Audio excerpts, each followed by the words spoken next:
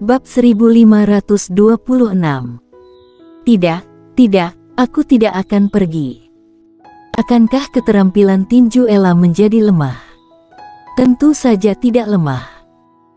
Di mata warrior yang, jurus tinjauan 5 elemen sudah menjadi keterampilan hitam yang sangat kuat. Namun, di mata Ella, itu tidak terlalu bagus. Dari sini bisa dibayangkan seberapa tinggi visi Ella dan seberapa kuat skill tinjunya.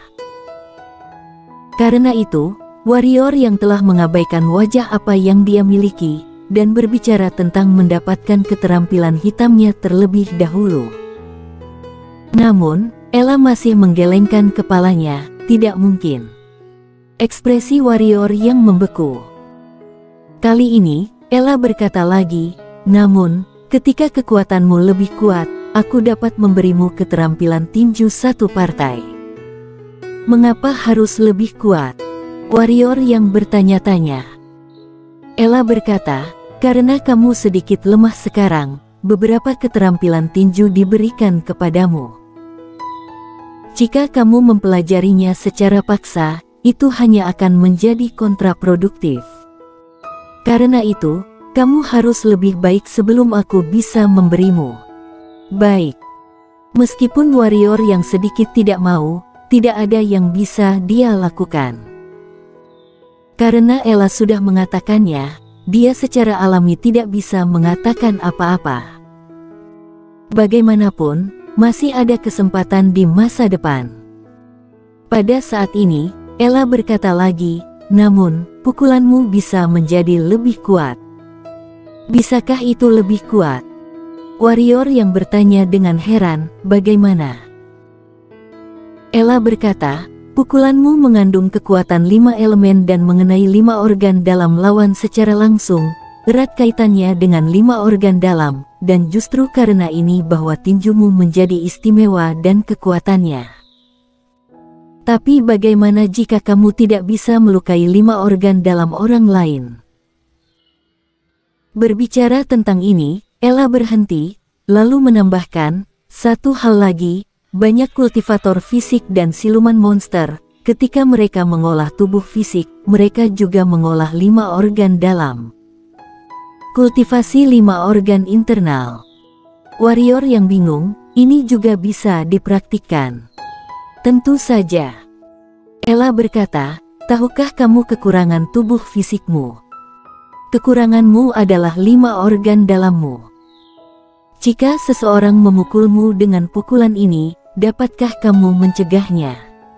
Warrior yang menggelengkan kepalanya. Tubuh fisiknya kuat, tetapi 5 organ dalamnya tidak. Jika seseorang memukulnya dengan jurus tinju 5 elemen, kemungkinan dia akan dicacat langsung oleh lawan, atau bahkan pembunuhan dimungkinkan. Tentu saja, premisnya adalah dia dipukul oleh lawan. Ella berkata, jadi, di masa depan, kamu perlu menemukan cara untuk memperkuat 5 organ internalmu, sehingga kamu benar-benar kebal terhadap semua kejahatan. Warrior yang mengangguk, lalu berkata, kamu bilang aku bisa meningkatkan pukulan ini, bagaimana aku bisa meningkatkannya? Kekuatan memutar, loh. Kata Ella. Warrior yang menggelengkan kepalanya dan berkata, aku tidak tahu. Bodoh. Ella memutar matanya ke arah warrior yang dan berkata, apakah kamu mendengar gemanya? Gema. Warrior yang bingung, tentu saja mendengarnya, apa maksudmu? Ella berjalan di depan warrior yang, lalu menunjuk ke dada warrior yang, dan berkata, pukulanmu akan langsung mengirimkan kekuatan ke tubuh lawan, yaitu, katakanlah, kita bisa membuat kekuatan itu bergema dari dalam keluar, mengerti? Mendengar ini, mata warrior yang berbinar. Ella berkata begitu, jika dia tidak mengerti, itu akan menjadi bodoh. Gema. Biarkan tenaga masuk ke dalam lawan, kemudian pantulkan dari dalam, serang dari dalam dan luar. Dengan cara ini, tenaga jurus tinju 5 elemen tidak bertambah 1 atau 2 angka, melainkan adalah transformasi kualitatif. Sebenarnya, metode ini sedikit mirip dengan batasan maksimal yang termasuk dalam penggunaan daya. Namun segera, warrior yang menemukan masalah. Bagaimana membuat kekuatan seperti gema? Warrior yang bertanya. Ini adalah masalah yang dia temukan, kata Ella sangat sederhana, tetapi bagaimana membuat kekuatan serangan balik dan bergetar seperti gema, ini adalah masalah besar bagi warrior yang. Tapi dia tahu bahwa Ella pasti punya cara. Namun, Ella hanya memberi satu kata, latihan. Warrior yang berkata, aku tahu cara berlatih, tetapi bagaimana cara berlatih? Ruang angkasa. Ella berkata, kekuatan dan suara ditransmisikan melalui ruang, sehingga kamu dapat menggunakan ruang untuk melawan gaya. Tentu saja, ini agak sulit, tetapi bagimu, itu seharusnya tidak terlalu sulit. Karena kamu telah menguasai hukum ruang hampa. Karena itu, Ella memberitahu warrior yang bagaimana menggunakan ruang untuk melawan kekuatan itu. Pemahaman warrior yang tidak buruk, ditambah bimbingan Ella, dia telah memahami hukum ruang hampa, jadi dia mengerti apa yang harus dilakukan setelah beberapa saat. Selanjutnya adalah masalah waktu. Olahraga. Keterampilan hitam satu partai membutuhkan latihan berulang. Warrior yang belum mencapai titik di mana dia bisa lolos hanya dengan satu umpan. Mungkin Irene An bisa.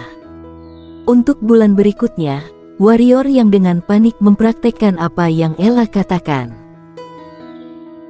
Di bawah latihannya yang panik, warrior yang telah memperoleh beberapa pencapaian dalam pemanfaatan kekuatan dan ruang bersama, dan sekarang dia mengeluarkan pukulan yang sudah dapat mengejutkan sebagian kekuatannya kembali.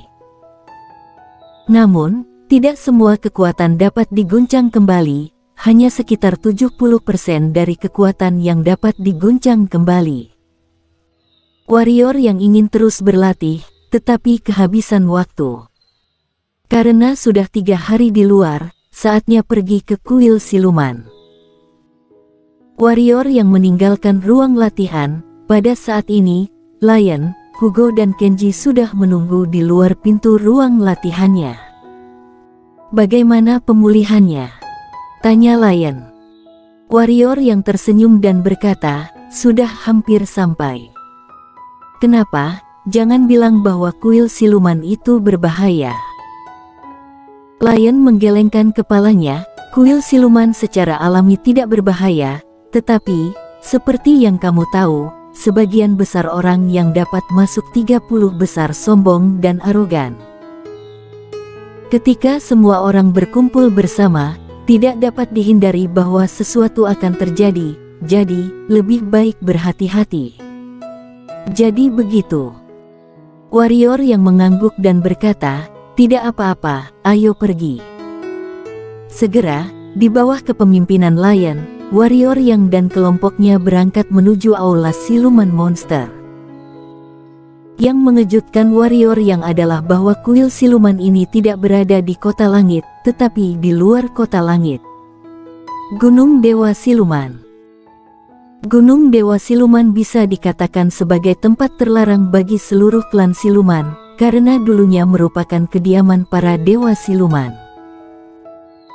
Meskipun klan siluman sekarang sudah mandiri, tetapi dewa siluman, untuk dua kata ini, tidak peduli klan mana, bahkan klan Phoenix Suci atau klan Naga Langit, memperlakukannya dengan sangat hormat. Karena jika pada awalnya tidak ada dewa siluman, tidak akan ada klan siluman hari ini. Gunung Dewa Siluman sangat tinggi, dan tingginya puluhan ribu kaki. Di kaki Gunung Dewa Siluman, ketika warrior yang, Lion, dan yang lainnya datang ke kaki gunung, sudah ada beberapa orang di kaki gunung. Tentu saja, ini bukan orang, tetapi siluman monster, tetapi pada saat ini, mereka adalah bentuk manusia, jadi warrior yang memperlakukan mereka sebagai manusia. Warrior yang meliriknya, dan benar saja, itu semua yang memasuki babak ketiga. Apakah mereka menunggu kita? Warrior yang bertanya. Kenji melirik warrior yang, lalu menggelengkan kepalanya. Bagaimana mungkin mereka ada di sini karena belum waktunya? Apa maksudmu? Warrior yang bertanya-tanya. Pada saat ini, Hugo berkata, tunggu sampai 30 orang tiba, lalu naik bersama. Ini adalah ujian untuk melihat siapa yang akan pergi ke puncak gunung terlebih dahulu. Apa keuntungan yang naik duluan? Tanya warrior yang. Hugo berpikir sejenak, kemudian berkata, sepertinya tidak. Setiap kali, semua orang mengatur secara spontan, jadi tidak ada hadiah. Namun, setiap kali 3 besar diperoleh, kemungkinan besar mereka akan berakhir di 3 besar klan puluhan ribu. Warrior yang mengangkat bahu, itu tidak baik, jadi kamu harus tetap low profile.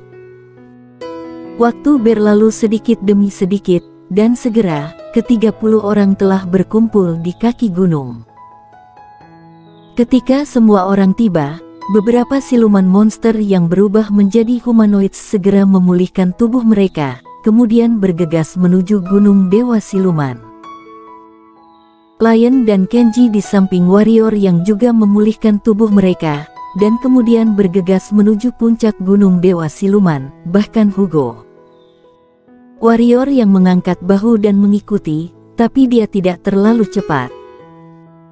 Dia selalu tidak menyukai hal-hal seperti menjadi pusat perhatian, belum lagi statusnya yang agak istimewa sekarang. Dan, yang pertama belum bagus.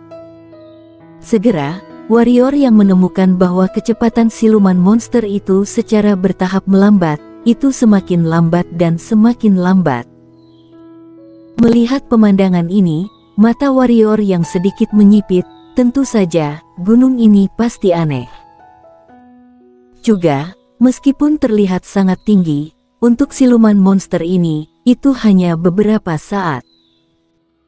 Jika tidak ada kesulitan, maka tidak ada keraguan bahwa siapapun yang lebih cepat akan menjadi yang pertama. Setelah beberapa saat, warrior yang menemukan bahwa gaya gravitasi jatuh padanya, dan dia menemukan bahwa jika kecepatannya ditingkatkan, gaya gravitasi akan menjadi lebih berat dan lebih berat, tetapi jika kecepatan saat ini dipertahankan, gaya-gayanya akan menjadi lebih besar. Tidak terlalu berat untuk memungkinkan dia naik dengan kecepatan ini. Namun, tidak mungkin mendapatkan peringkat yang bagus dengan kecepatan ini. Warrior yang melihat ke atas dan melihat bahwa meskipun kecepatan keseluruhan siluman monster di lapangan telah melambat, ada juga beberapa yang luar biasa. Ayo lebih cepat. Menjadi lebih cepat dan lebih cepat, yang berarti bahwa tekanan pada dirinya semakin berat, tetapi dia masih bisa menjadi lebih cepat, dan kekuatan ini sedikit menakutkan. Warrior yang melirik Lion, Kenji dan Hugo, Lion and Kenji baik-baik saja dan tetap berada di 15 besar, sementara Hugo sedikit tertinggal. Seperempat jam kemudian, semua siluman monster telah mendaki Gunung Dewa Siluman. Namun, warrior yang tidak tahu siapa yang memenangkan tempat pertama, karena mereka tidak menunggunya, tetapi langsung memasuki kuil siluman. Begitu warrior yang mencapai puncak gunung, dia ditarik oleh Lion dan yang lainnya. Warrior yang bingung dan bertanya, apa yang terjadi? Lion berkata, Dewa Siluman telah muncul. Pergi, cepat. Dewa Siluman muncul. Warrior yang tertegun sejenak, lalu berkata, orang itu tidak mati. Setelah dia selesai berbicara, warrior yang tahu bahwa dia telah kehilangan kata-katanya, kemudian buru-buru berkata, maksudku, apakah dia masih hidup? Ya, tetapi tidak di alam semesta ini. Kali ini, seberkas kesadaran ilahinya kembali. Lion berkata, banyak kepala dari klan siluman telah tiba, ayo cepat dan lihat jika kita bisa melihat dewa siluman. Pada saat ini, warrior yang melambaikan tangannya dengan cepat, tidak, aku tidak akan pergi. Hanya bercanda, jika dia bertemu monster tua seperti dewa siluman, pihak lain pasti dapat melihat bahwa dia adalah manusia daripada siluman monster. Setelah ditemukan oleh pihak lain, di sini, dia benar-benar mati. Kenapa? Lion menatap warrior yang dengan bingung. Warrior yang hendak berbicara, tetapi pada saat ini, perasaan ilahi tiba-tiba jatuh pada warrior yang. Ketika perasaan ilahi ini menimpanya, warrior yang tiba-tiba tidak dapat bergerak, kemudian, sebuah suara tiba-tiba terdengar di benak warrior yang, kamu manusia. Dewa siluman. Bersambung.